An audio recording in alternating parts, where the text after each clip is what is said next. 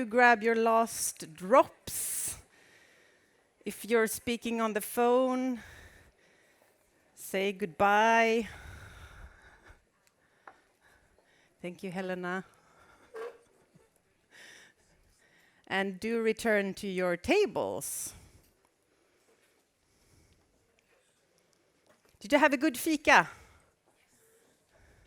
Someone was telling me that there is something in the south of Sweden called fika in a bun, more or less, bulle in bulle. Something that I from Gothenburg had never heard of, apparently, where you take the fika you have and put it in your bread. Did anyone? Oh, yeah, I see it there. You could try it there. Apparently, that's something I might have to go home and try that one. There are some people desperate for that last cup of coffee. I do understand. I actually managed to get 2 cups of tea during this break. That was needed. While we're settling in a little bit, obviously the next topic is something which is obviously close to my heart and close to my everyday work at Save the Children. It's around looking at how companies can work to enhance children's rights and make sure that we not only not violate children's rights, but also be part of really driving action and ensuring that we can ensure that all children have the rights that they should have. I was just thinking while I was sitting there saying, what should I say to introduce this session? I was thinking about Hans Rosling. We miss him in the world, don't we, when it looks the way that it does, the way that he explains how things look in the world. And obviously, Hans was really great at talking about how things are getting better and the progress that we see, and we do see. But maybe now I'll take a little step back from Hans. We do see that things get better, but we also see that things, especially after the pandemic, has become worse for children in the world. So this question is actually more acute and maybe more relevant than ever. We see that there is around 1 billion children living now in extreme poverty. That's 15% more than 2019. We also see that there are, in general, more people living in poverty, so there are more parents in poverty, which also has an effect, obviously, on children. We also see, since the pandemic, that there are more children out of school. It's also almost a 20% increase in children not going to school than it was in 2019. So even though things have moving forward and things are getting better, the pandemic also made children's rights and children's realities quite worse in many parts of the world. And obviously, if you're not going to school, what do? Obviously, if your parents are have a hard time getting food on the table, you are forced either to go to work, and we also see an increase in child marriages. So really, you as businesses, you have lots to contribute to also ensure that we keep children in school, because we need them. No, we talked about we need more people in transport. We need more people in really working and driving our businesses. So we need that workforce of the future. So how can we ensure children get that education that they need, and obviously that they prosper and ensure that they can have a better lives for themselves and their families? So looking a little bit around the history, and I'm soon going to invite colleagues and friends on the stage to talk about this. But 10 years ago, actually, it was UN Global Compact together with UNICEF, so the United Nations Fund for Children, the specialized agencies for children within the UN system, and Save the Children.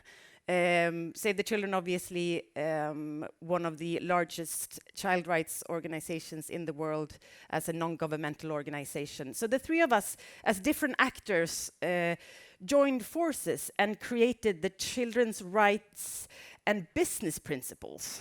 And it actually celebrated 10 years this year. So I think that's worth an applaud.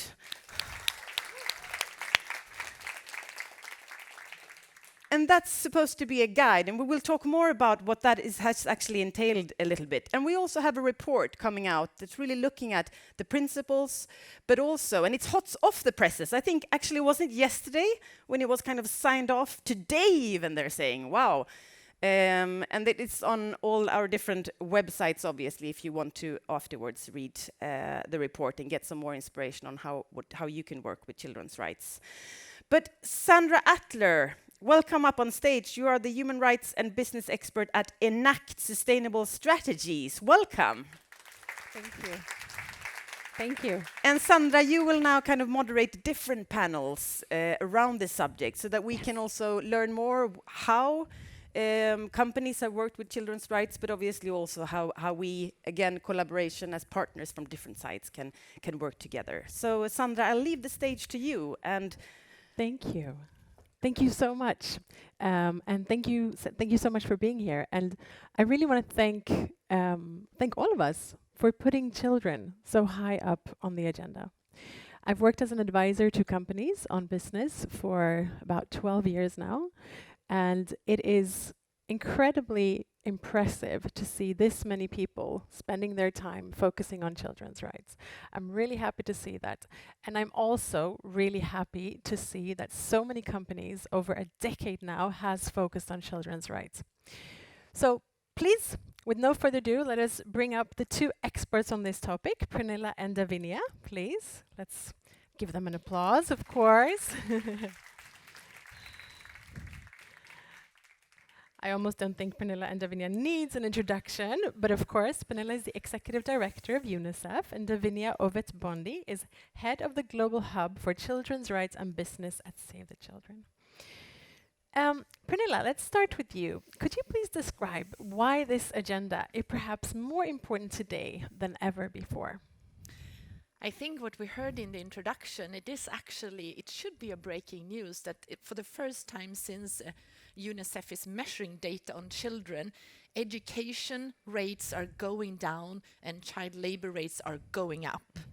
Also, when we look at health on children, we can see actually that the mortality of children under 5, also for the first time, we are seeing very bad figures. So we are at a point where we all have to do more. Before the pandemic, which we refer to, about 56% of the world's 10-year-olds could read a simple text and calculate a simple number. After the pandemic, 70% of 10-year-olds cannot read a simple text because they never entered school. 94% of children of the world were outside school during the pandemic. Sweden and the Nordics were actually, in some regards, the good example of making a child risk assessment of what it would take or cost to children to close to school. So we have the pandemic consequences of poverty and education, and of course the climate change, which we knew is affecting children. And there is actually a children's climate risk index that I would advise you to look into. Over 1 billion of the 2 billion children on the globe are already living in countries and regions where there is a high risk already affecting them on climate change. And then came the war in the Ukraine. So there is a lot for us to do. On the good side, if we look at the COP meeting taking place now in a couple of weeks, it's for the first time at the global COP meeting on climate that children and young people have a space, a pavilion in the blue zone. So the willingness to be part of the dialogue, to be there as an actor and not only as a victim, is perhaps also higher than ever. So these are good things, but we do have things that we have to embrace and get down to business, so to speak. And that's why I'm so happy, like you said, to be among people who are used to quick transitions and who are used to adapt to a changing market. And the young people are part of this future workforce, future consumers. And then if they don't see the action now, it's going to be difficult to get them, let's say, later. Thank you, Pernilla. Can I ask you, would you say then it sounds like it's both getting worse and better? I think what is getting better is sitting here listening, that I think the shared values, the shared agendas, we are merging.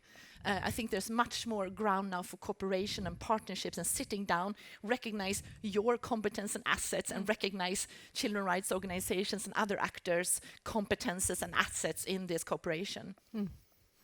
Thank you so much. Thank you, Pernilla. Davinia, what are the key findings from the stock-taking report that is fresh off the prints, as we just heard? What have we achieved, and what do we need to accelerate progress on, would you say? Thank you so much.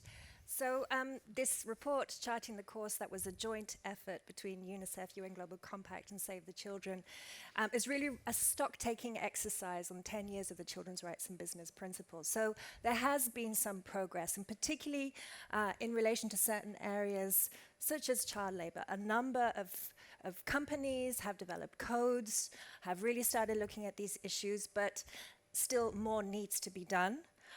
There's also some progress in terms of developing guidelines in certain sectors, for example, the cocoa sector, palm oil, or the tourism sector. But nevertheless, now it's a question of really accelerating implementation. The report also highlights that there are still major gaps in actually addressing children's rights in business action. So what are these gaps? As I mentioned, child labour is a key issue, but it's often seen as the only entry point, and there are a number of other children's rights issues to address, for example, marketing. Remediation, so actually addressing the problem and remediating the problem, is often a global weakness, and children are often invisible in the design of due diligence and other mechanisms. And digital, obviously, is a space where children are active, children and youth. But a lot needs to be done in terms of online protection, and also addressing issues such as privacy and particularly protection of information. But how can we accelerate progress? And that's also a big part of what we've been looking at. And for us, obviously, climate change, the discussion around just transition has to involve children, because they're not only the future, but they're here today and have a lot to say in terms of solutions. Sustainable development requires business respect for human rights. What does that mean? That we can have complementary action. We need to make sure that business and governments and civil society accelerate progress on the SDGs, the Sustainable Development Goals, and on human rights, including children's rights.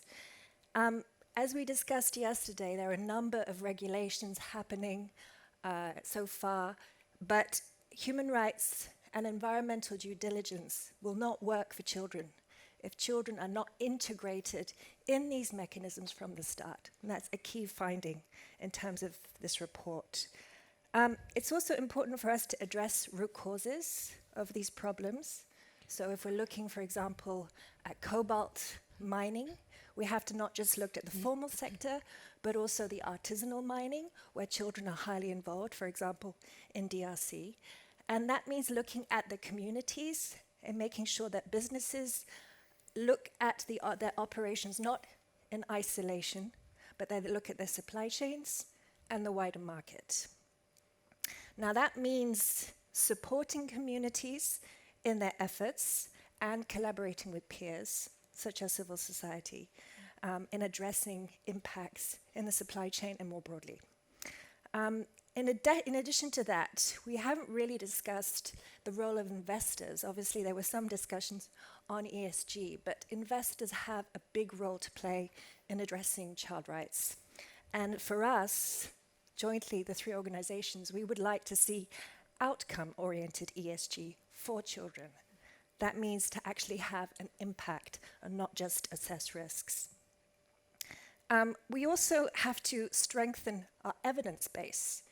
We talked about data yesterday, and that's a major issue. Sort of comprehensive data and evidence that is comparable, but also scalable, and that has lasting impact. And of course, for us, those three organizations, UNICEF, UN Global Compact, and Save the Children, we need to involve children in these discussions. Children should be involved in these dialogues, but also in designing the solutions. Thank you so much, Davinia. And a question to both of you. Given that we have this audience here with various stakeholders, but foremost companies in the audience, what would be the key messages that you would like to send with us today? Some of us, I'm sure, are experts on children's rights and work with it all the time, but there will also be some that perhaps is a little bit new to the topic. What would be your core messages to this audience?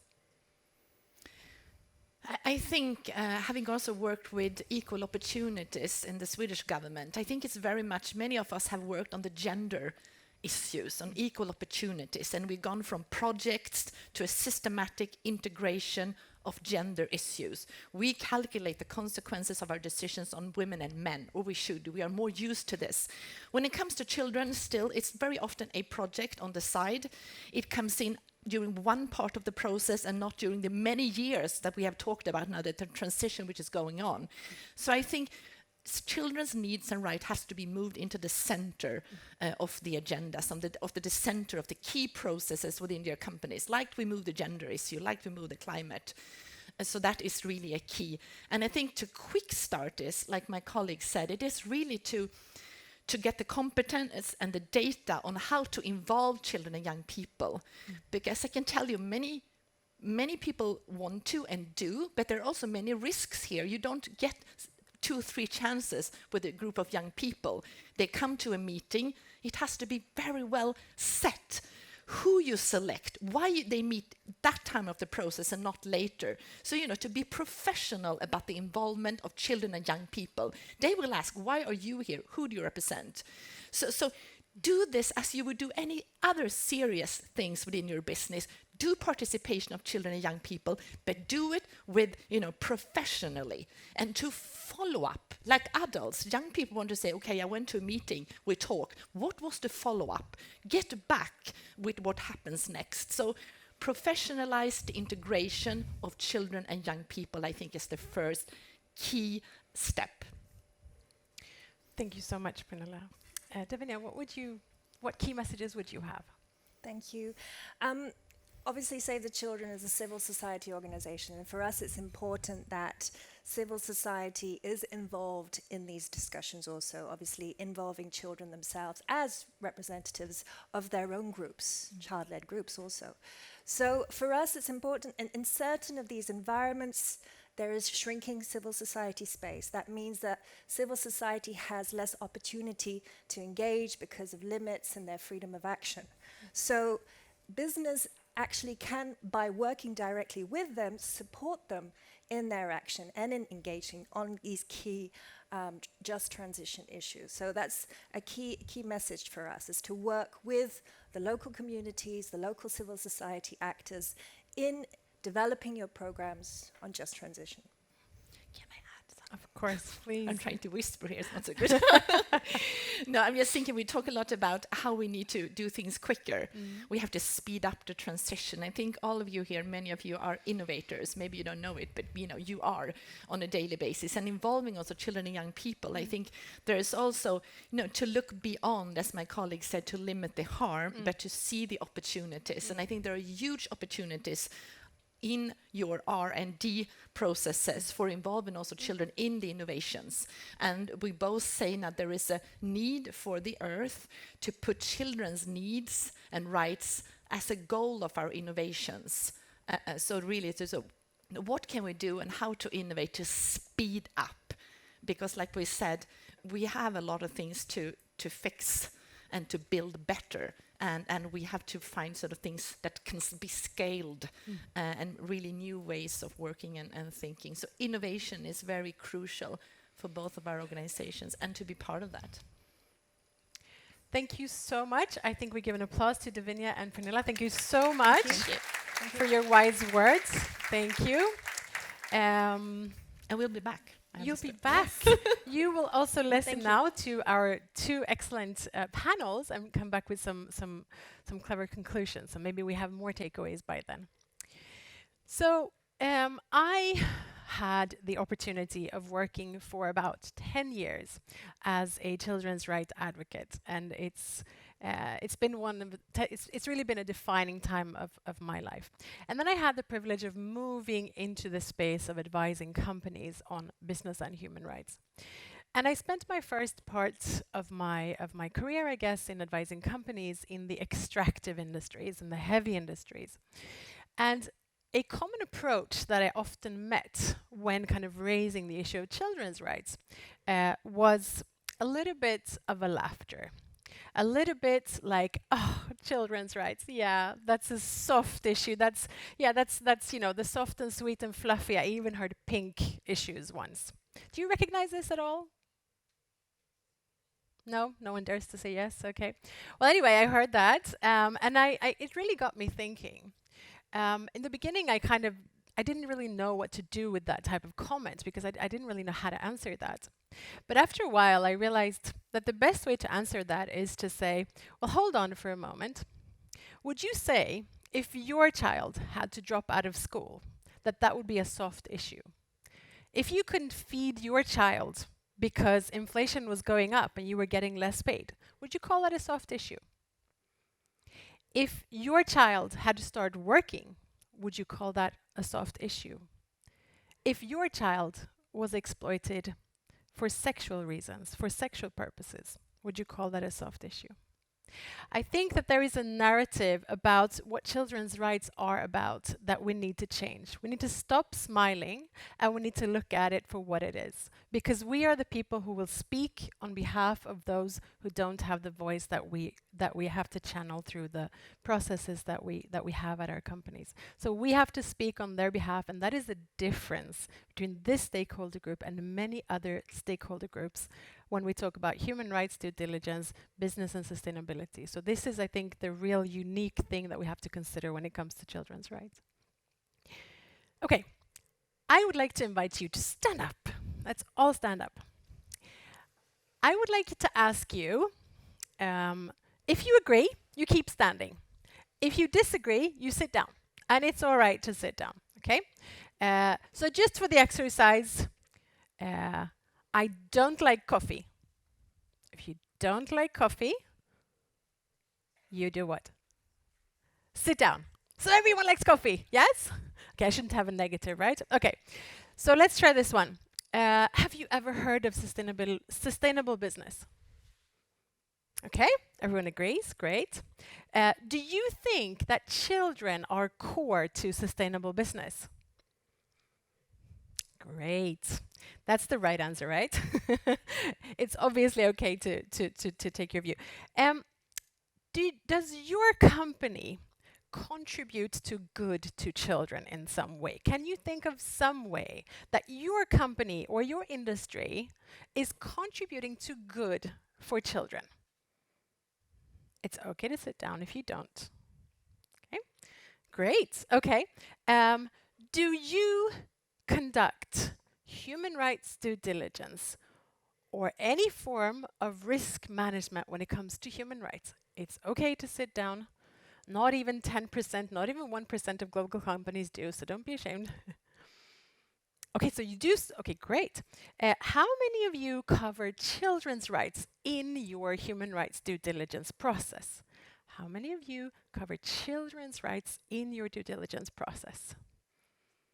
Wow, I'm really impressed. That's awesome. How many of you could, if I came up to your table and asked you, give me 2 examples of harm that your company causes or contributes to on children's rights? How many of you could mention 1, 2, or 3 examples of how your company harms children's rights? Starting to drop. Isn't that the purpose of due diligence, though? That when you do your due diligence on children's rights, you're supposed to know what harm you are having. Okay, we have some brave standing up.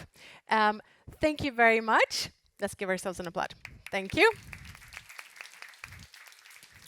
The illustration, what I wanted to point at, which I think both Pernilla and Davinia pointed out, that there's a little bit of a tension here with the international community. At the same time, as we want to contribute and look at children's rights as opportunities, we also mustn't forget the do no harm perspective, to cover children's rights in our due diligence practices.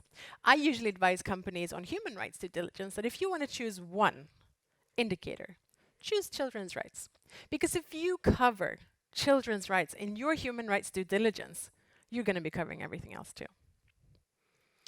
But it's important, right, to remember that legislation requires you to first do due diligence and then do all the other good stuff. But in this room, we had more people who knew what good stuff you do for children than could give me an example of how you are harming human rights on children. So maybe let's bring that with us as a thought. I wanted now to ask you, we heard that this 10-year anniversary can be a commemoration, can be a celebration. We both have increasing challenges, but we also have fantastic opportunities coming up and meetings and work progressing really fast in this space. I would like to give you 2 minutes at your tables. Do you think that this is worth a celebration? Or do you think that this is actually quite a sad day? That we need to be saying 10 years on and this is where we are? Or is it 10 years on and this is a day for celebration? Please talk to each other for 2 minutes.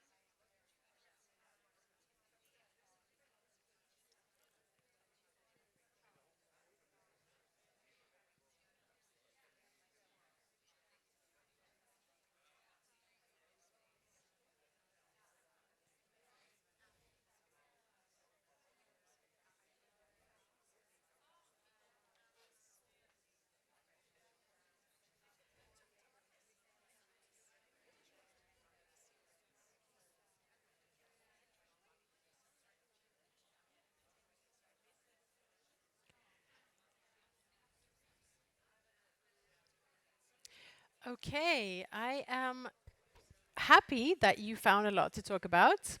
Let's see if we can have one example of a reason to celebrate today, something positive, something that you think, yeah, this is a really good day. 10 years, children's rights and business principles. Anyone with a positive example to share? Raise your hand and you will have the microphone. Something, come on. Don't be shy. Hands up, something positive. Yes, a smile? Does that mean you can say? Punishment. Yes. You're the one looking at me smiling, so I thought, okay, that's close to a hand. Would you like to share something? No, here we go. Okay, we have a brave hand.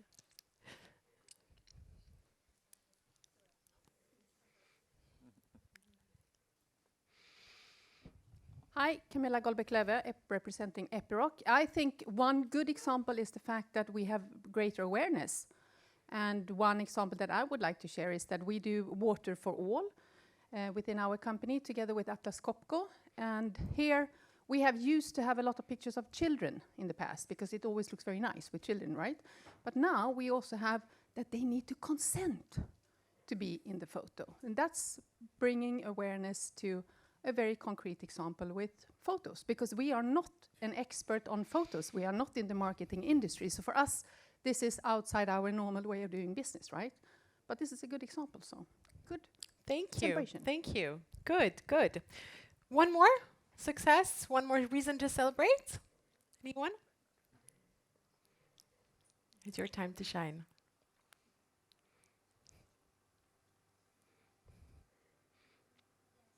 Yes.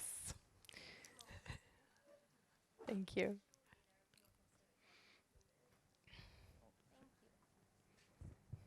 I mean, I will be speaking in a moment. Hi, Alinda from IKEA. So that's why I also felt maybe someone else should have the space, but you didn't take it. So I think there are many, I was sharing at my table, I feel very split in this question. On one hand, I feel we should have come further. On the other hand, I feel the CRBPs have really played an important role, and definitely for IKEA, I can say that we have. It has helped us to look at child rights more holistically. It has helped us to, as a source of guidance, as a source of inspiration.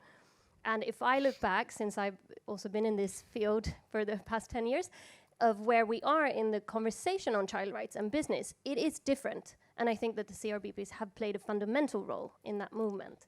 But it doesn't mean that we're finished. And there's still a long way to go. So, but more about that. Thank you, Alinda. I think we got a good summary there of some of the remaining challenges as well as some of the opportunities. So thank you, everyone. Another applause for ourselves. Thank you. All right. So now I think we are ready for our first panel. During our first panel, we will cover learnings from the past and setting targets for the future.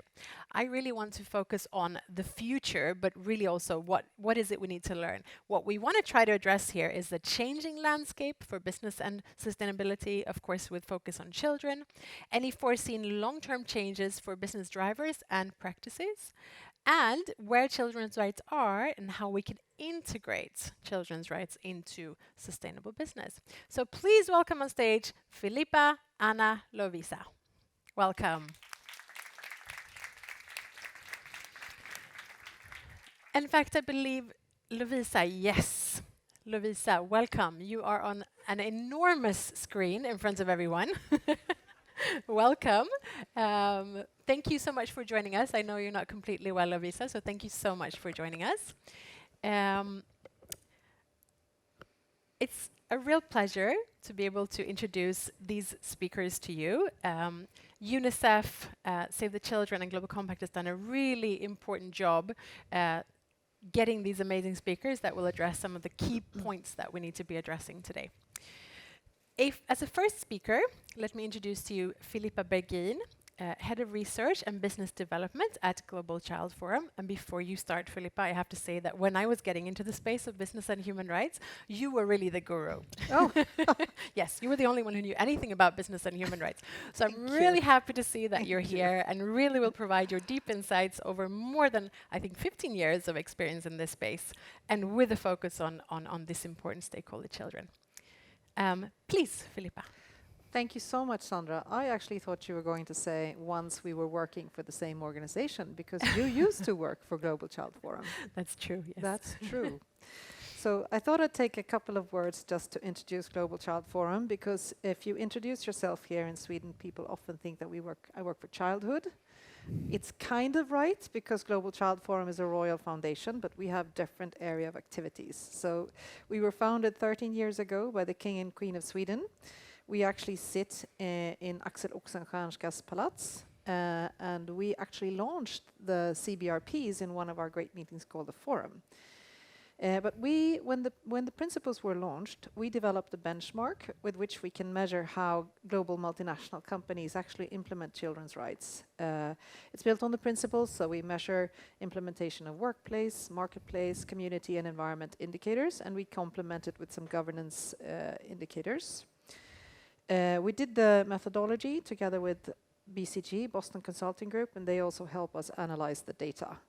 And so I was very happy to hear from Davinia, for example, and Pernilla, the need and the use for this data. During the past years, we've benchmarked more than 3,000 global multinationals. And at the moment, we have a fixed universe of 2,000 companies called the SDG 2000. It's an organization called the World Benchmark Alliance that has identified the 2,000 companies most instrumental in reaching the SDGs.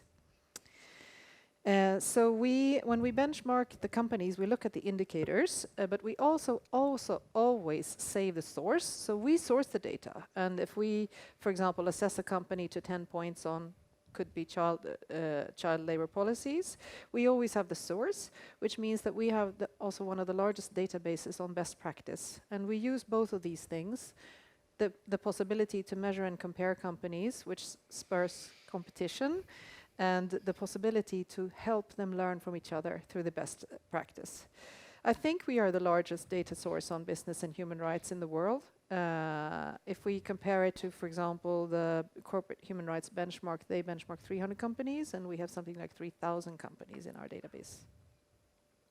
We also do a lot of other products and services. We've done a kind of a turnaround the last 3 years.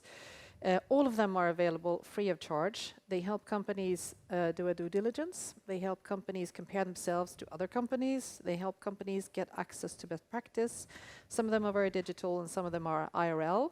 So last year we launched a business academy. We focus on tech and telecom this year. And in the business academy, which is a 9-month-long due diligence program, we had Samsung, Vodafone, Uber, and a lot of other global companies, which is great news to us because it wasn't even a hard sell. If you want to know more, please visit our new website, globalchildforum.org. But through these years, I thought I'd say a couple of words about what we've been measuring. And in general, we see what's been lifted here, that companies miss out on the opportunity to create positive impact on children through better product design, working on access, on the positive side of the business. I mean, it's natural that we all focus on children's rights and child labor. I think Davinia or Pernilla said that it's the first thing companies often think about. Oh, we don't have a problem because we don't have child labor, said by pharmaceutical companies that's creating drugs for children. So that's one of the big things that we really could be improved and really could be measured better. You asked before, who here creates a positive impact on children? And almost all of you stood up. And I think then put it on your website, then we could measure it. And we also, in general, see that companies that collaborate with others in a wider respect, they are most often the ones that are top achievers in our benchmark. So collaboration is a kind of a key. Quick words about what's happened during the years. We have seen a slight improvement through the years. Of course, children are not disconnected from society, so when things go bad in society, it goes bad for children and often more. But we still see somewhat of an improvement, and that could be better reporting. It relates to child labor, both policy but also actually being able to report on incidents. It has gone up from incidents reporting from 13 to 20%, which is not much, but we measure more companies now. The ones that do nothing are much fewer. Like the bottom line is much thinner, and it consists almost only of Chinese companies. Companies are also better at governance. So the responsibility for child rights issues are now in at the board level for a large number of companies, 30% of companies now. I thought I'd say a few words, and I'll answer any questions you have, of course, but we did another pilot last year when we started to make this data available to investors, which were mentioned here. The investors, both mainstream and ESG investors, they don't have a lot of data on the S. They have a lot of data on the E, on environment, but it's much harder to quantify and understand social governance. So we thought we'd make the data we have available. We started the pilot. And it turns out that we have a wider and a deeper coverage of the companies that are in our universe than most commercial data providers. So we're trying to find ways to make it available. It's harder to measure social governance, so it's not all quantifiable, but we can often complement it with knowledge on materiality. So we help investors understand what issues are material. And in this brief period of time, we've seen a lot of interest in our data. We started with the biggest asset managers in the world because we thought, why not start with the biggest asset managers in the world? And at the moment, we have users of our data that have more than 24 trillion Swedish kronas in assets under management. It's not because there are many, though, it's because they are big. So it's, for example, Schroders, NBIM, which is the Norwegian oil fund, Swedbank, and we have a big lineup of companies, for example, Invesco. And I think that's really great because that will release the power of these companies in also helping and influencing the companies that we measure. And investors, they do many different things with our data. One could be that they try to create a thematic fund on children's rights. So we have a German asset manager that does that. Or they try to weave it into their general sustainability assessment, because if you have track of kids, you probably have track of human rights in general, for example. Penser Bank does that. Some companies work on engagement with our data. So that means that they themselves reach out to companies and talk about issues that are material to children. NBIM does that, and Swedbank does that. And the reason why we make this data available to all of them is that we think it creates a better impact for children. And that's actually my last sentence. Fantastic. Thank you so much, Thank you, Sandra. Filippa. I think another applause for our Thank you. speaker. Thank you so much. Please remain here. Yeah. Our next speaker in the panel, we'll come back to you, Filippa, in a moment with some questions. Anna Augustsson, Head of Sustainability at Telia Sweden. Anna, also to give a personal remark for you, I think that I've seen your name for a very long time with regards to child protection online, and that makes me also really happy. So I'm very happy to hand the floor to you to talk about children's rights and your work at Telia. Yes, thank you very much. Yes, actually we started, I think we started working with children's rights in Telia already in the 90s, actually. And as you said here, Sandra, based on the fact that we realized the harm that the internet connection was doing. So Telia is a major internet connection provider in the Nordic and Baltics. And we realized when internet started reaching the many, also child sexual abuse material started flooding on the internet, which is really something very, very harmful, of course, for children. So as a major telecom operation, together with a lot of other telecom operators in the industry and in Sweden, Nordic, in Europe, in the world, we started fighting this issue. So hence we have a tradition of working with children's rights, although maybe we didn't put that label on that work at that time. So we have a long tradition.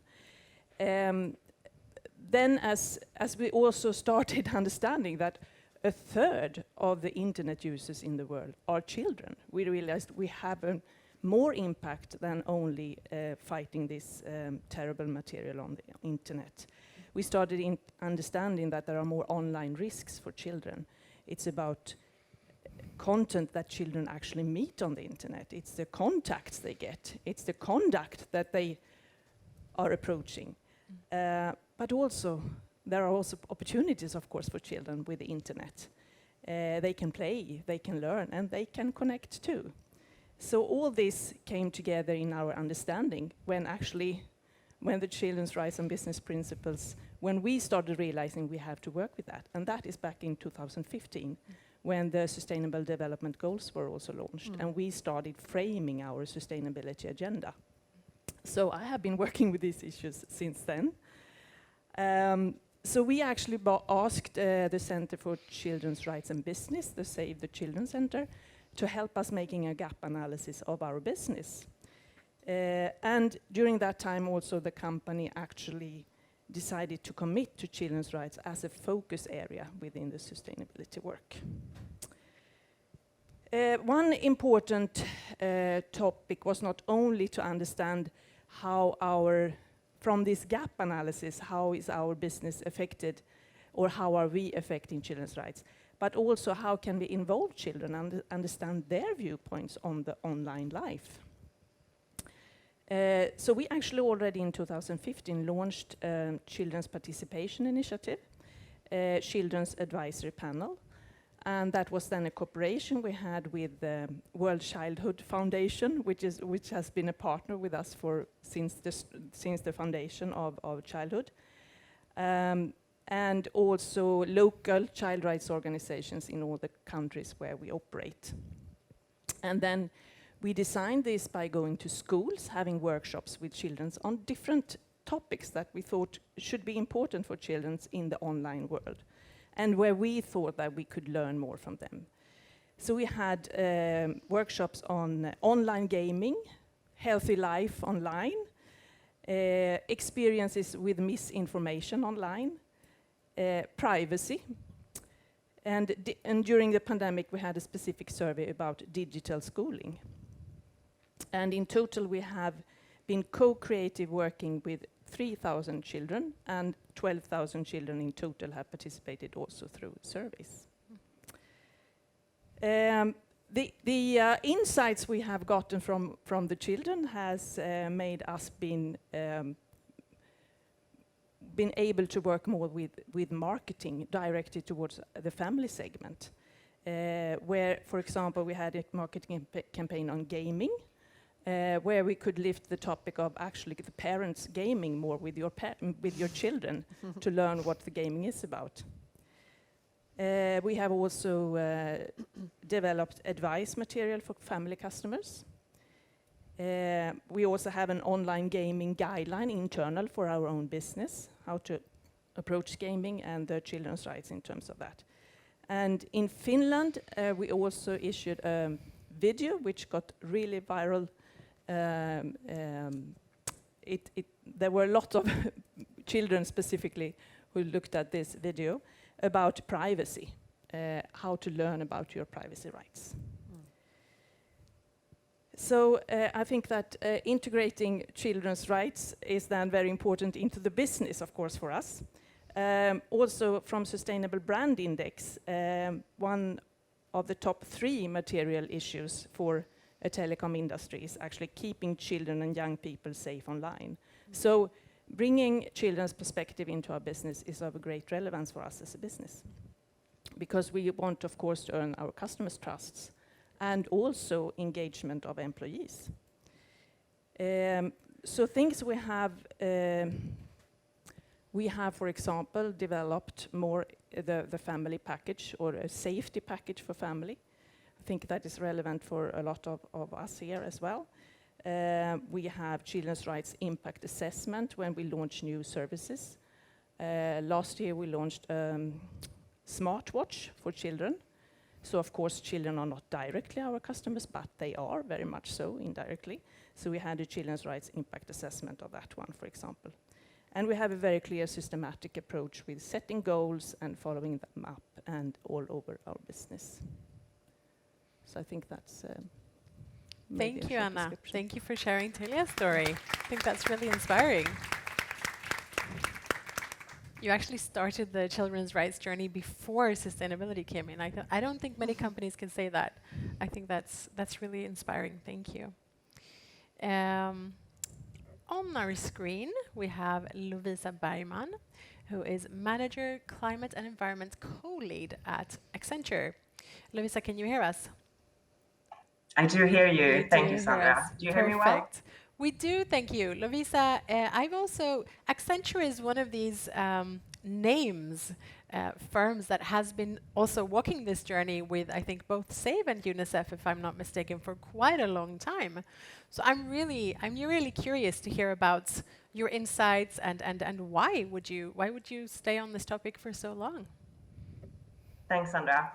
Yeah, and I think a lot has been captured already in these introductions, but I think it's very important to just hone in a little bit on why businesses should really care about children's rights as a starting point. And I'm confident to say that all of you attending this conference here today understand the impacts that corporates are having on humans and therefore also children, regardless of our size. But what I think is important to understand is that while some of those impacts is going to happen in the core business, assume, for example, we touch on examples, technology providers providing online games, solutions that are directly intended for children. Other examples might be very further down in global supply chains. And that's where there might be a risk of child labor, which I know might sound foreign to many of us here today, but the heartbreaking truth is that 160 million children are still active in child labor as of today. And the point that I'm trying to make here is that what happens when businesses don't fully acknowledge how they're impacting children and youth is that we might abuse or neglect their rights, which in turn is going to impact their confidence and the competence for the rest of their life. And that can be a massive cost to both private sector, but also the society. And I remember reading an article a few months ago on the cost of inaction of an out-of-school youth in Sweden. And it's as much as 15 million Swedish crowns. So what I'm trying to say is that it's much easier that we jointly come in and try to develop responsible and safe children rather than man-broken adults. And that's where we as individuals and communities and businesses like ourselves, Accenture, plays a critical role.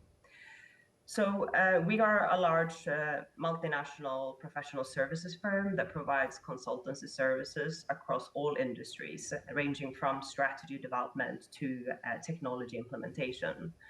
And because of our widespread, we play a critical role working as a catalyst. And the way we do so is really twofold. One is the aspect that we have touched upon already a bit here around risk and compliance.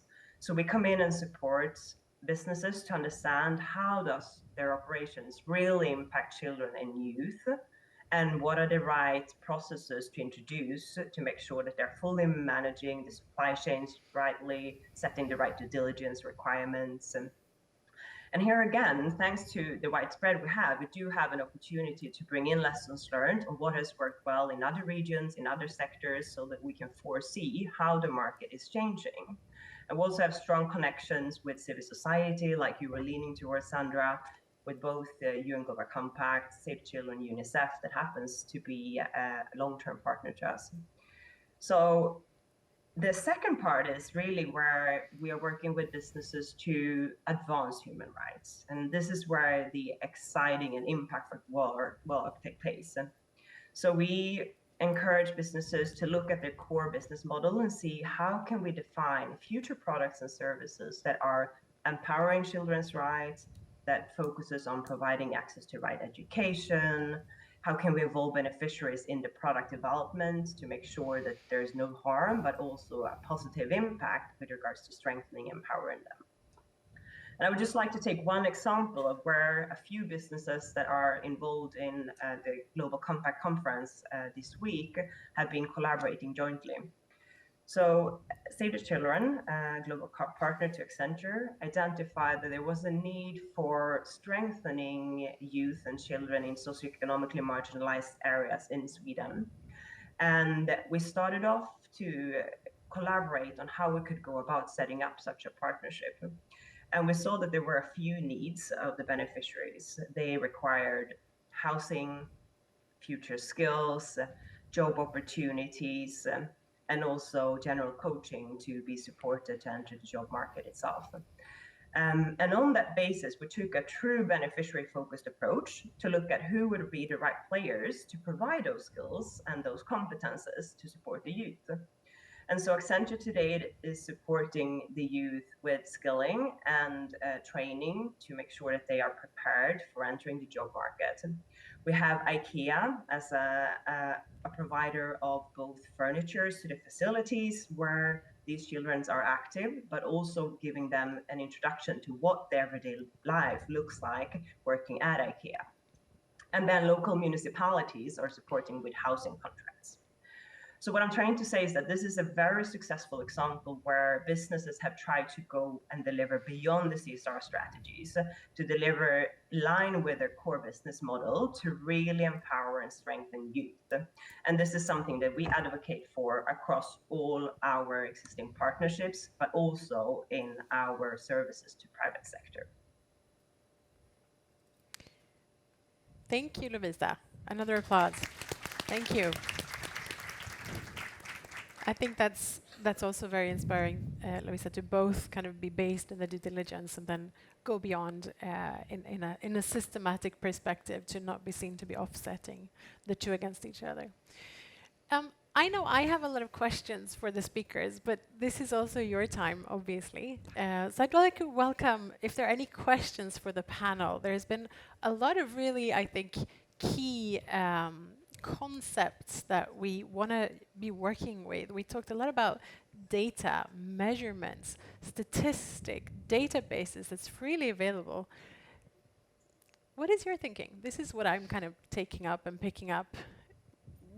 Any questions for the speakers on anything? Yes, please, table 4. Wait for the microphone, please. Could you introduce your name and organization? Sure. My name is Melanie Moore. I work with a company called Wilhelmsen out of Norway. I was really interested when you said if you have control on kids or children, you have a better control of your overall human rights due diligence and impact. Can you just unpack that a little bit more? Sure. Philippa, please. Yeah. Yes. We often see that there is a legislative and policy pressure on companies to do a human rights due diligence, and companies often do that, but in their minds they think of adults, and adults that are directly impacted by their products or by their supply chains. But we see that children have special needs or other needs, and they relate to the companies differently. They are more vulnerable in certain sense. Sometimes they are customers or they are recipients of products and marketing that isn't actually intended for them. So if you miss out on taking their particular perspective, of course you'll miss out on children. But if you do take their particular perspective, you kind of get all the adults into the analysis as well. Maybe that's too simplified, but that's approximately what we mean. Like children at the heart of sustainability, or children at the heart of your human rights impact analysis. Thank you, Philippa. Let's see if we have some more questions. Anne-Mette. Maybe I can fill in a little bit there, because what I see that what has been interesting with our children's advisory panel is also that we realize that children are often more aware of things than we believe, firstly than we think, and then also maybe even before the adults. So when it comes to privacy, for example, in our first survey, we realized that the children were very much aware of privacy, but when we asked adults, they were not. So that's another way of seeing it. So if you ask the children, they might bring you something that is valuable also for the other human rights perspectives. Great. So very practical. Leading indicator. Thank you for that. It's a question that goes slightly in another direction. My name is Anna-Mette Christensen. I'm a market director with Rambo. Now, working across the Nordic countries, I had one reflection listening to you, and also when we had the discussion here at the table. Now, you're quite a Sweden-centric panel here in a little bit, even though many of your organizations, of course, operate internationally. My sense is, working in all the Nordic countries, is that the child rights principles have a stronger foothold in Sweden than in any of the other countries. It's more common to meet a Swedish company that knows and works with the principles than Danish, Norwegian, Finnish, Icelandic, whatever. So I'm curious, do you see the same thing? If so, why do you think that is? And do you have any advice for those of us that are not working only in Sweden, but also in the other Nordic countries, as to how we can raise awareness of the principles with businesses in the other Nordic countries? Thank you, Anna-Mette. That's a great question, both about how we can, what things are now, but also how we can move them forward. Louisa, would you have any thoughts around that question? Absolutely. I think it's an excellent question. And I think this regards to many of the different dimensions of both social impact and human rights and child rights, but also the climate crisis, which is very much entangled into what we're trying to solve for. So we work on an international level, and we are seeing the same logic that you are seeing with Sweden and the other Nordic countries, but also applying, of course, to the broader globe itself. And what we found extremely successful is to cross-pollinate the structures and the intelligence and the data structures that we have been able to create in Sweden to also encourage action in other countries.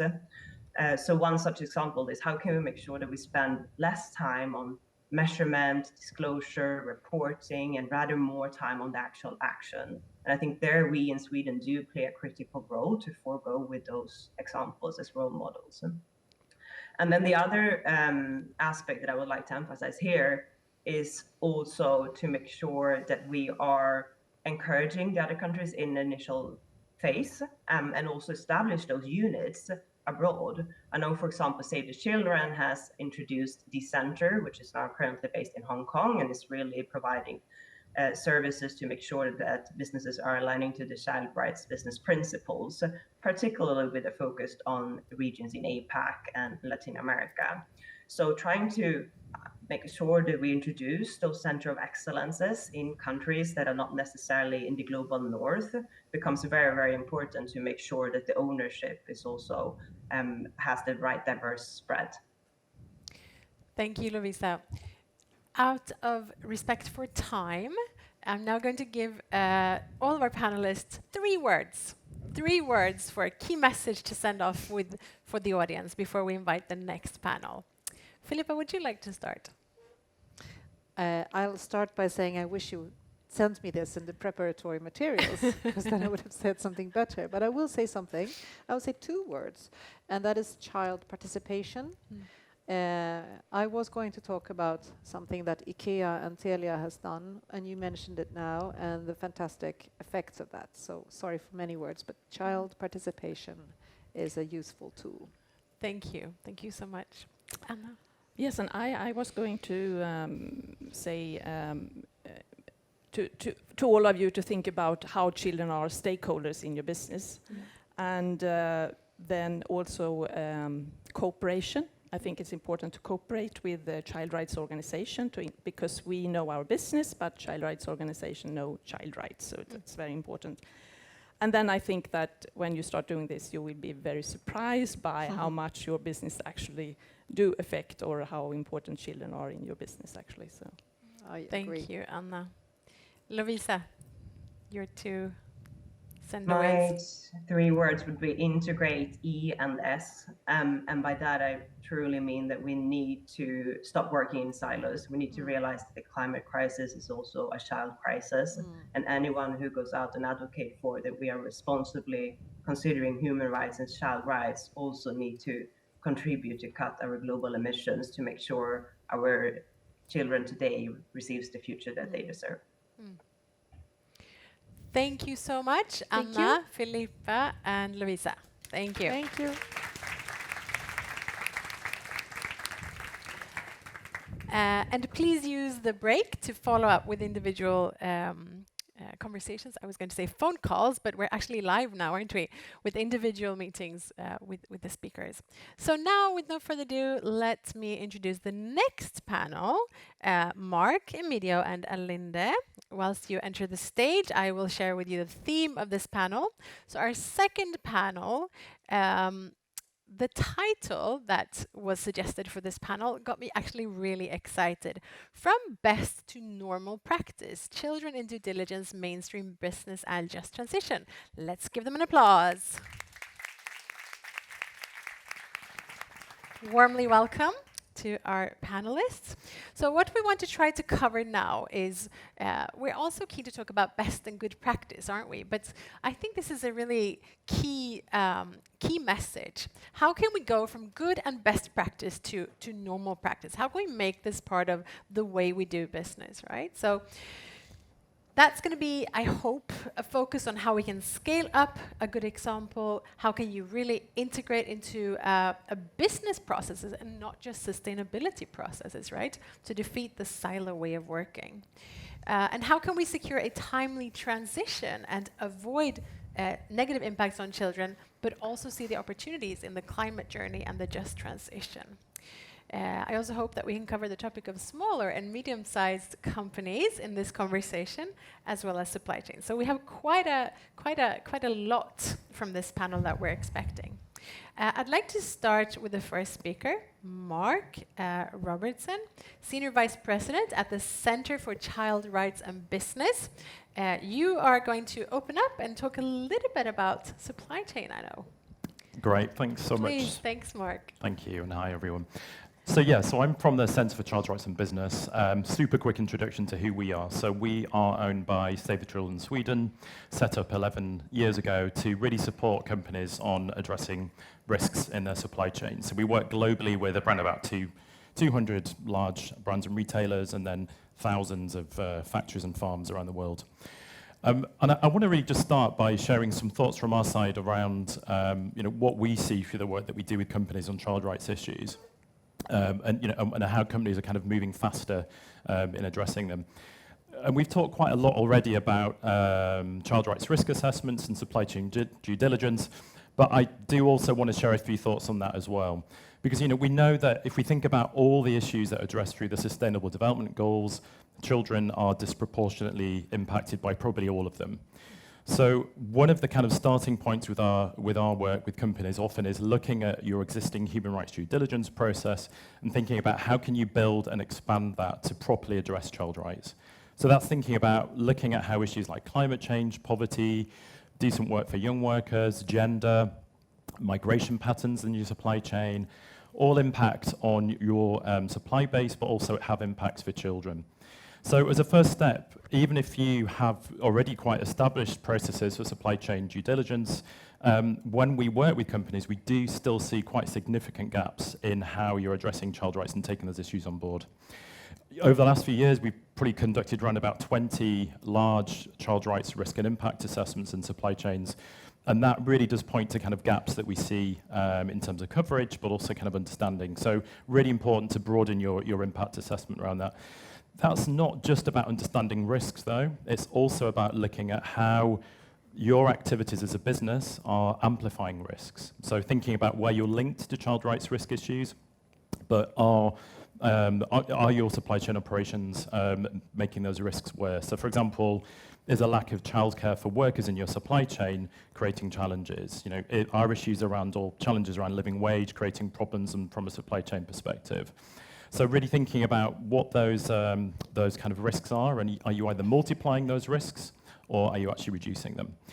And through that, we can then work with companies to identify key strategic issues that they then go on to work on. So just some examples that are relevant to this region. We're working with IKEA to support their goals to create decent work in youth and supply chains. On the back of some risk assessment work we've done with Lego, we're also supporting Lego to build out family-friendly workplace programs in their supply chains in China and Vietnam. And then even Klaus Olsen, the retailer from this part of the world, has worked with us in China to advance programs to support migrant workers. So supply chain risk assessment is really important, understand what the risks are, but also think about the opportunities as well. Two other very quick observations as well. The other one is really around child labour and thinking about the risks we've already heard about. So 160 million children in child labour globally. We do still see a real need for companies to strengthen child labour prevention and remediation. So probably all of you will have very detailed policies around child labour prevention, but what we're still seeing is a lack of focus on child labour remediation. So what happens if child labour cases are found in your supply chain? How are they referred on for effective remediation? How are they addressed? How are they monitored, and how are they followed up on? Through COVID, we saw numbers of child labour cases really increasing, especially low in supply chains. So the whole remediation piece is really, really important. And then finally, is really thinking around accountability and transparency. So we heard earlier how transparency is very important, but how it can also be challenging, especially in lower tiers. But if we think about the sustainability leader companies that are really moving far and fast on child labour and child rights, it's also about thinking about, well, where are the risks in my supply chain? And worrying less about finding a direct linkage, but instead acknowledging that, if you're sourcing agricultural goods, then there's likely child labour further down your supply chain. If you're sourcing cobalt, then there is most definitely a child labour risk associated with that as well. So where we see fast progress is where companies obviously focus on transparency, but also acknowledge that there are linkages through to the risks that we're talking about today, and then working to address those. Good example is Uzbekistan cotton. So Obviously child labour has been a real key issue there over the years, but through the actions of businesses to address child labour risks in that sector, last year the ILO announced that the sector was more or less child labour free, and that was achieved through collaboration, companies working together, some of which could probably point to direct linkages, but others just acknowledging the broader risk that exists in their supply chain. So finally, really think about transparency and linkages and your responsibilities as well.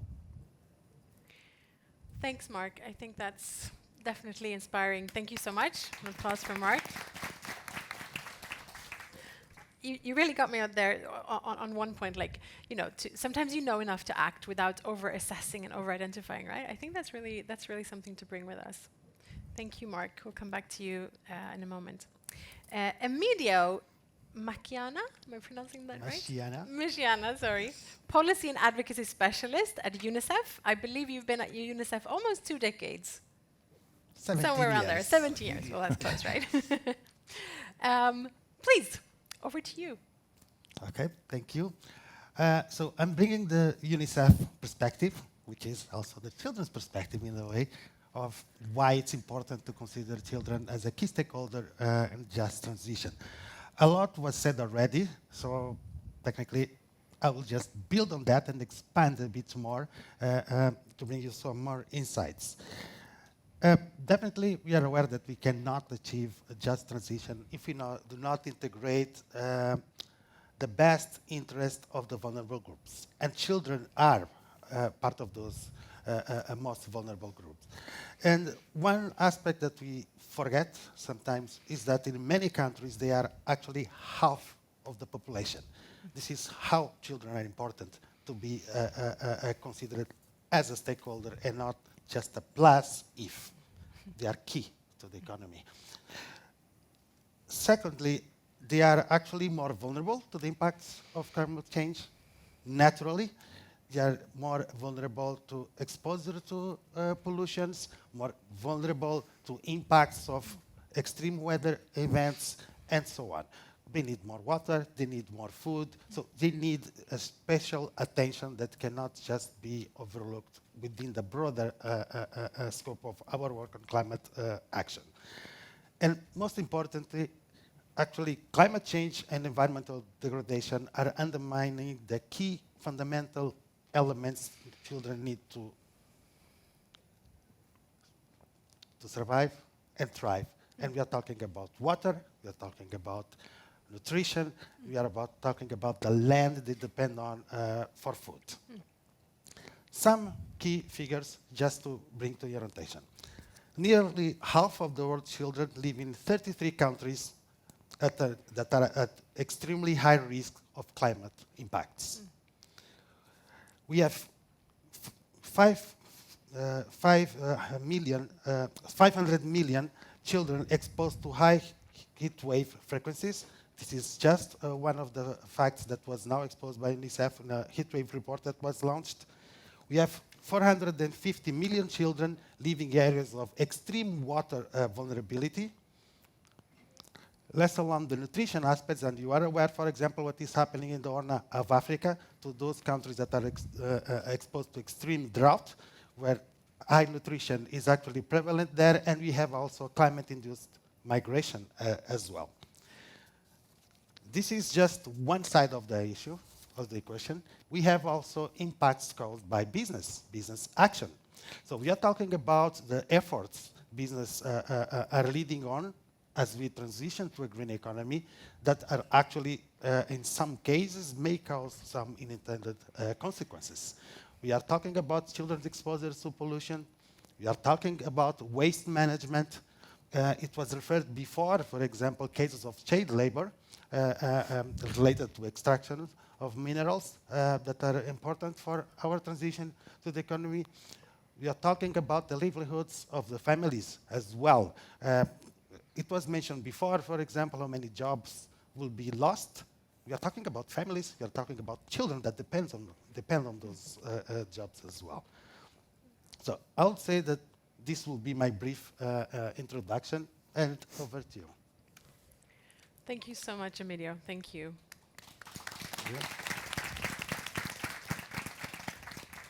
really highlighting some of the things that really show us that we have a lot still remaining, not least when it comes to climate and just transition, to put children at the center of our analysis. And Emilia, you said something in our preparatory talks that really stuck with me. I think we've heard it before, but children are the future, but children also now, right? So I think that's really something to take to heart, and that really also goes to the climate discussion, that it's not later, it's actually now. They are not just something for the future, they are here and now, and we have to care for them. Our third speaker comes from a big company, IKEA. Alinda Melin, you've also been in this space for quite some time now, I believe. You are the Global Human Rights and Child Rights Leader at IKEA. I think that's a really inspiring name, actually, for a title. Is that actually your formal title? Yeah, I fought for it. Wow. Yeah. That's really cool, isn't it? Yeah. And I know you're going to talk to us about, actually we had to, as with all of you, we had to work quite hard to just, what are we actually going to talk about out of all the things you can talk about? I know you're going to talk a little bit about why we need to care, but also concretely some of the things that you're doing well, but also some of your remaining challenges. Please, over to you. Thank you. And thank you for being invited to be part of this important panel and this event today. Similar to what Telia was sharing, we have a long history in IKEA working on child rights. And for us, it's kind of stemming from two parts, I would say, both work that we've done in our supply chain and issues that we found of child labor back in the late 90s, and that kind of kicked off the whole work around our supply chain management and our I-Way system, as we call it in IKEA. It was also a real starting point for our child rights agenda. We also, historically, I think it comes a lot from our work with developing our children's products and our range for children. So this topic and this question sits very close to who we are as a business and then to our identity. And we do have a strong commitment also to remain a child-friendly business and to integrate children's rights across our operations. And similar to, I'm assuming, everyone in this room, we see the situation that you were sharing as well, Emilio, for children in the world, and we are highly concerned.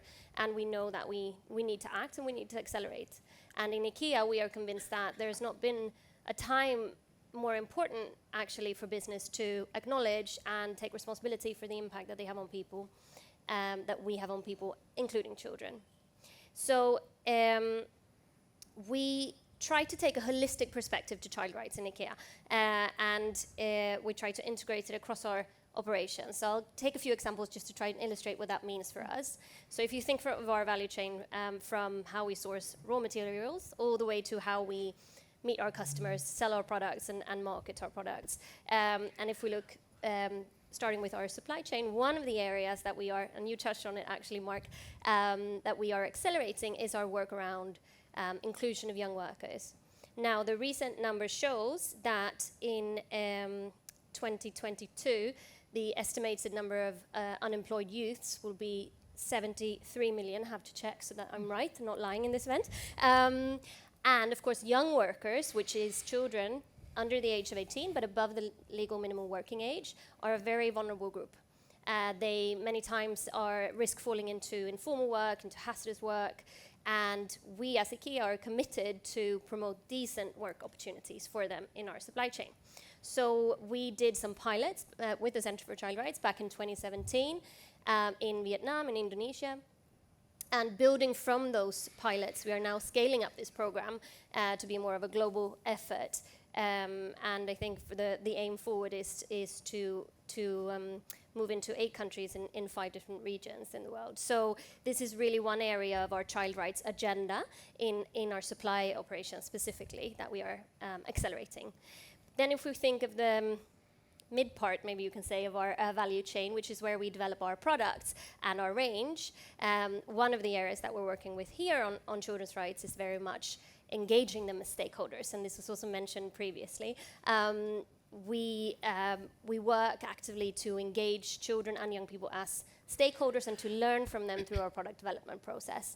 We do this through 2 different initiatives, you can say. That's called Kids Lab and Kids Panel. The panel is what it sounds like. It's a digital panel with children from around the world that we get to talk to about our products.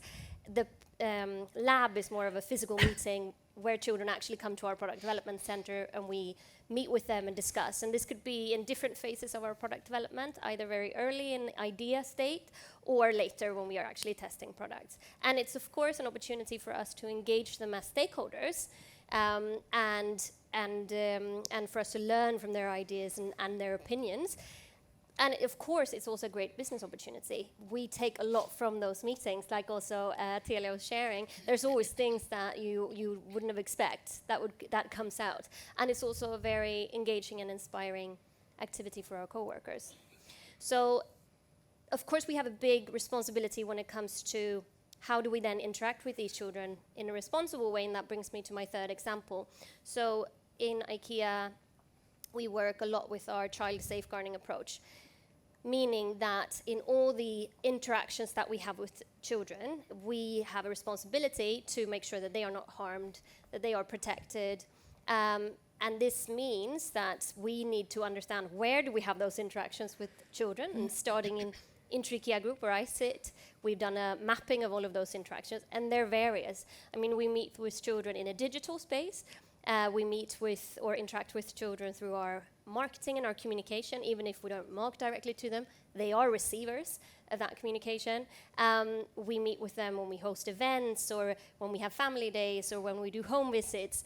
And I think it's been an aha moment for our organization to realize that, oh, there are that many types of interactions actually. And we have then established a strong policy commitment. We're now rolling out global training on child safeguarding for all of our coworkers.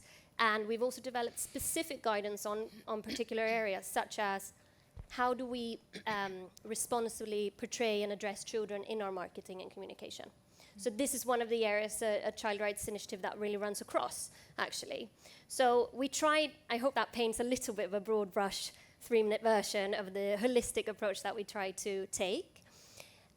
We also try to work in an integrated way, and that's been mentioned as well previously today, not treating children's rights as a separate topic, but rather as a perspective and as a lens to other movements. So for example, in our climate agenda, in our climate action, bringing that child rights perspective into that, or in our equality, diversity, inclusion agenda, what does that mean from a child rights perspective, and what are the specific dimensions that we need to consider there? So that is the approach that we are trying to take, and it's really a journey. It's a continuous learning, and if it's one thing that we have seen from this is and learned is that it really requires an ongoing effort. It's also requiring that people from across the business are involved to be successful. Thank you. Thank you, Alinda. I think that's a really good overview of a lot of perspectives that we talked about. So I want to open also for a few questions before we close this panel. So questions, I think there might be a lot here. I definitely have some questions. We have a very firm hand over there. It's table 17, very good. Thank you, Andreas, Scania. We spoke before and we're both a part of sustainability teams in our respective companies, and of course listening to you is very impressive. I wonder how much of this is you and the team around it in the strategic sustainability team, and how much and what are your key stakeholders within the companies? I mean, with discussions that been so far, it seems like it's compliance departments, risk departments, governance departments, HR departments, I would guess, but please elaborate on what are your key stakeholders and how do you ensure that these great initiatives doesn't just stay as a sustainability thing that and kind of it's limited to that, but it spreads and becomes something bigger than that? Really interesting question. Thank you so much. I would say, I mean, there are several dimensions, of course, and something that we can talk for long about. But I think for us, the approach to children's rights also follow the approach of how IKEA is taking on sustainability in its broader scope, and we try to work in a very integrated way. So it's very, we're also a very decentralized organization, and work a lot across and through other assignments. So actually we have a quite small central team, and we have a lot of assignments out in the organization and in the business operations that also holds a sustainability responsibility. And I think that has been, if I think from a learning perspective, one of the also success factors in that we can really work more integrated in that. It doesn't become an add-on or something that we are asking from a sustainability team perspective. And similar on the child rights agenda, of course, it's a question of competence, making sure that there are people who understand these issues, etc., out in the different parts of our business. It's a question of leadership as well. It's a question of how do we set KPIs and measure that we are actually doing this work well. But it's also a question of who is responsible in the end of the day. And there, I think, it's been really important for our agenda that it is not me and my role necessarily. It's the business performance that is held accountable also for our child rights agenda. But it's a continuous effort. So by all means, we have also started our journey and try to improve that integration as we go along. Thank you, Alinde. I would actually like to focus us a little bit, just because Emilio, you painted a picture of quite a sad picture, at least a very strong picture, I think, of how children are really at the center of impacts of just transition and climate. I'm wondering if there are any questions here related to that topic. In that case, you get my slot for that topic. Okay, well then I'm going to ask what I think most of us should be asking, which is almost all companies are somehow, through their value chains, engaged in securing a just transition, right? So how can a company best ensure incorporation of children's rights consideration into that journey? So what can we do about that picture that you painted in our minds? Yes, thank you. Well, first, it was also mentioned, consider children as a key stakeholder. Because as soon as you think, when you are acting, that children should be considered, you will integrate in all your steps as you would normally do as you're planning. So this is one important first step. Children as an indicator when you're doing due diligence, human rights, impact assessments, and so on. It's there, including reporting.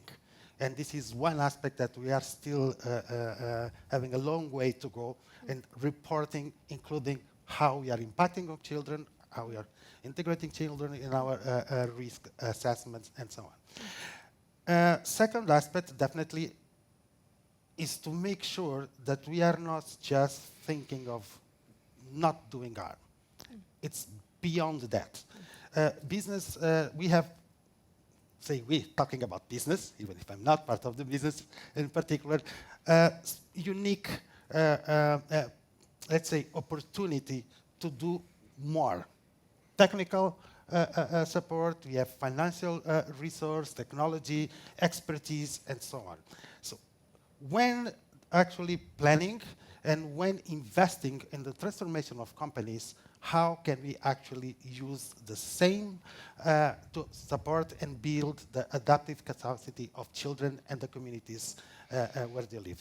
Supporting the social services that actually they depend on to survive and thrive, preparing them to live in a climate-adapted world as well. So I would say that this is how we see children integrated, and particularly listening, because this is also overlooked.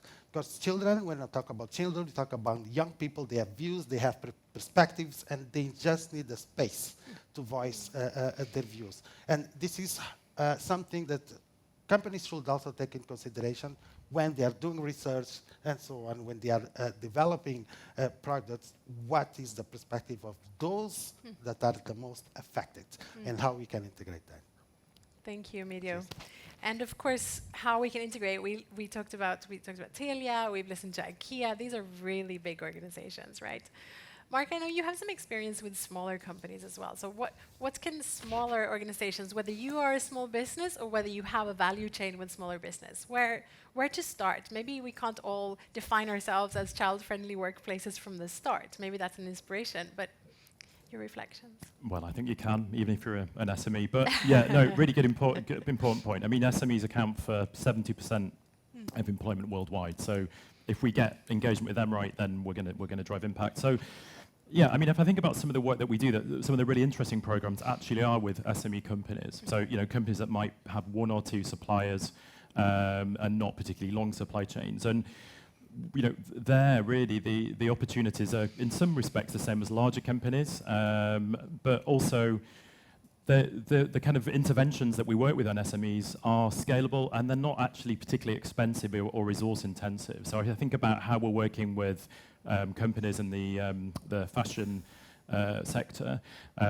We've got some really interesting work there with quite small companies who maybe have 3-4 suppliers, where we're really helping them look at what the needs are of the workers in their supply chain, and then developing programs to address those. So some examples would be work we're doing in China, where we have launched programs to support internal migrant workers, so parents training programs that have reached thousands of workers across a relatively small number of suppliers. Child-friendly space programs where we set up childcare facilities to support workers with left behind children in China, and also some of the young worker programs we talked about as well. So for SMEs, it really is about understanding what the risks are and maybe identifying strategic priorities and working from there. But I think the good news is that, often they're not massively resource-intensive programs. They're very much programs that can be actionable and suitable for smaller companies. Thank you, Mark. I think that's also really, really tangible and concrete for all of us. So I want to thank you so much for taking the time. I know some of you come far, so let's give an applause to our second panel. Thank you so much. And as you step down from the stage, thank you for coming.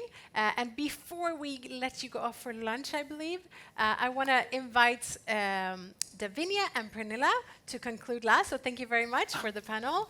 And as our last speakers conclude, and you are super hungry, I'm sure, I would like to ask you for 30 seconds reflection exercise. What so far have you taken with you? What is a few things that have come out to you as concrete things you could do? There are a few common themes that are coming out here, I think, right? But let's talk to the person you're sitting next to. You'll get 30 seconds, and that will give our final remarkers a chance to breathe. So 30 seconds. What are you taking with you? You're hungry, but that makes you more alert. Very good panels.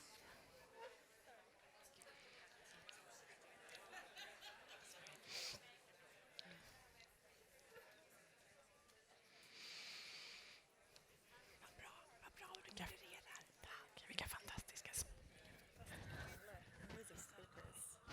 message is so strong. It's incredible.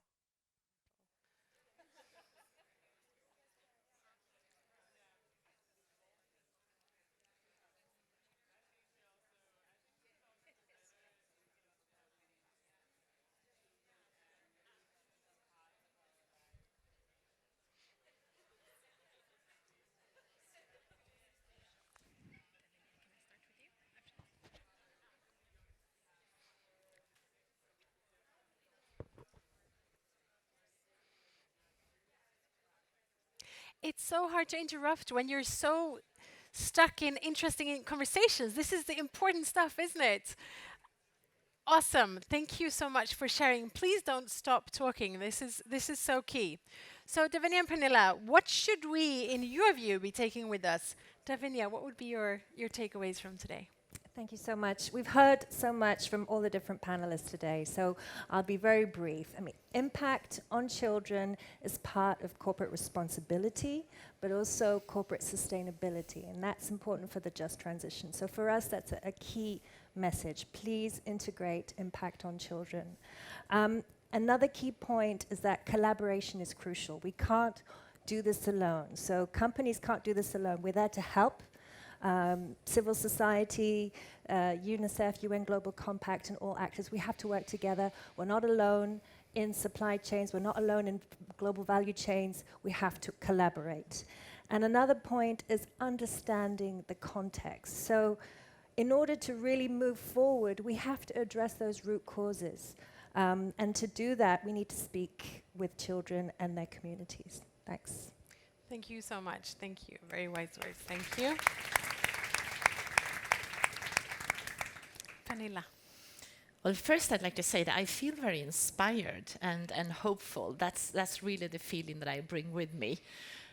So thank you for giving that hope and for sharing your good examples. And I think, like what is said in our report as well, that we need to go from the good examples to the normal. This has to be normal business.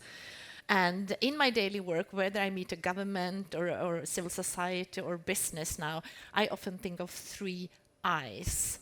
It has to start with the involvement, because we are adults, but we don't know anything when it comes to the life of a young person right now in Somalia or even outside Gothenburg. So involve, and then integrate. It cannot stay a project somewhere. It's good, it has to start somewhere, but bring it, integration. And then, like we do with everything that is important, we invest. There is no action without investment in time, in your human resources, in capital. So involve, integrate, and invest. And like you said, we are here and we're looking forward to be partnering with you on this. Thank you, Pernilla. Thank you. Thanks. I think the message that's coming across really strong here, in addition to the impacts and the opportunities, is one that actually my son of 4 years old told me the other week when I was telling him something I thought was important. After a while, he put his hands on his ears and he said, "Mom, please, don't you know why we have 2 ears and 1 mouth? We're supposed to listen more than talk." So let's bring that with us. Let's listen to the children. Enjoy your lunch. Thank you for taking the time. Thank you so much.